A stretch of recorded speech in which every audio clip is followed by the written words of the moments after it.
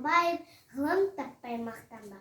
Ғылым таппай мақтанба, орын таппай баптанба, құмарланып шаттанба, ойнап босқа күлуге, без нәрседен қашық бол, без нәрсеге асық бол. Адам болам десеңіз, тілеуің өмір алдында, оған қаға жесеңіз, өзек өтірік мақтаншақ, еріншекпекке мал шашпақ. Без дұшпанын білсеңіз, талап бермек терең ой, қанағат рахым ойлап қой.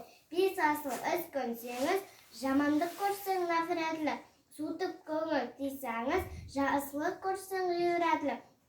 Оны ойға жисаңыз, ғылым болмай немене, балалықты қисаңыз, болмасаң да ұқсатпақ бір ғалымды көрсеңіз. Ондай болмақ қайда деп айтпағын сүйсеңіз, сізге ғылым кім берер, жанбай жатып сөнсеңіз. Дүниеде өзі, малда өзі, ғылымға көңіл бөлсеңіз, білгендердің сөзіне махаббатпен ерсеңіз, өзің үшін үйренсең, жамандықтан жиренсең, ашыларсың жылма-жыл. Біреу үшін үйренсең, біреу білмес, сен білсең, білгеніңнің бәрі топ.